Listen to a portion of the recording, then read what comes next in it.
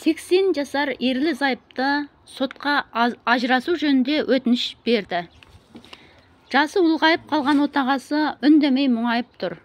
Кемпірінің жанарынан көп жылағаны байқалады. Бұл істен шаршап шалдыққаны айдан анық.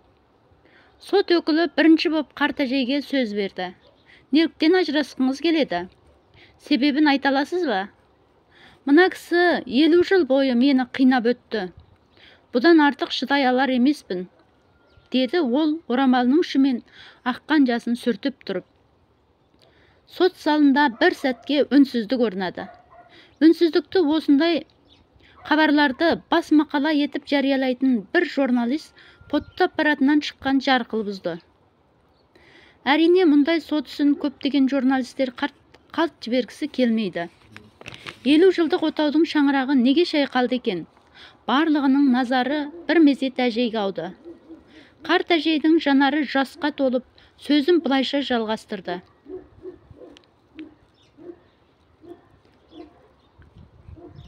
Біздің қатты жақсы көретін інжу гүліміз болатын. 50 жыл бұрын еді. Бұл гүлді күйеуім әкеп берген еді. Өкінішке орай балаларымыз болмады. Осы гүлді балам деп білдім. Уақыт өте гүл сола бастады. Сол кезде күннің алғашқы сәулесінен бұрын гүлді суғарып тұрамын деп уәде бердім.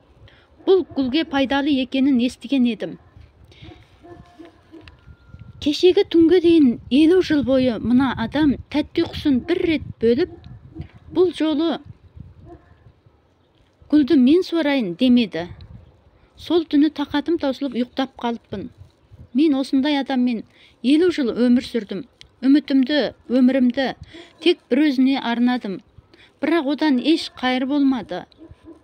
Өмірінде бір рет болсын менің атқарып жүрген міндеттерімнің біреуін атқарғанын қаладым. Шүбәм жоқ, ант етейін, онсыз өмір сүргенім жақсырақ. Сот бұрылып: айтатыныңыз бар ма, қария, деп сұрады. Таяқпен зорға жүрген қарт кісі айыпқа тартылғанынан болса керек, ұялған сыңаймен сотқа бет бұрды.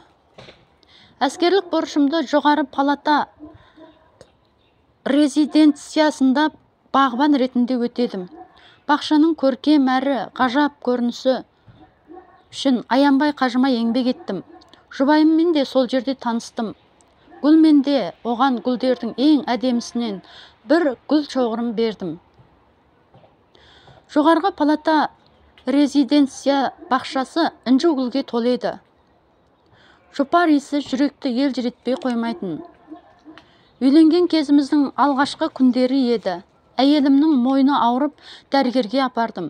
Егер көп уақыт оянбай ұйықтаса, мойнындағы шеміршек қатайып жаман болып кетеді. Түнде ұйқысын бөліп оянсын, біраз жүрсін, деді.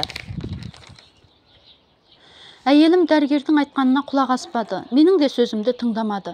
Бақытыма орай гүліміз солып қалуы сол кезге сәйкес келіп қалды. Мен түнде суарсаң жақсы болып кетеді, дедім. Сөйтіп түн сайын оны оятып тұрдым. Одан көз алмай қарап жататымын.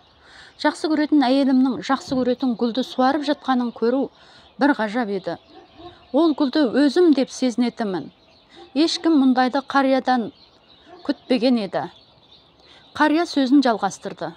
Әрбір түн ол ұйқыға кеткенде мен тұратымын. Гүл құмырасындағы суды босатып қайта жататымын. Інжу гүлін түнде суаруға болмайды. Сот мырза, қарттық болар. Өткен түні мен де ояна алмадым. Оны да оята алмадым.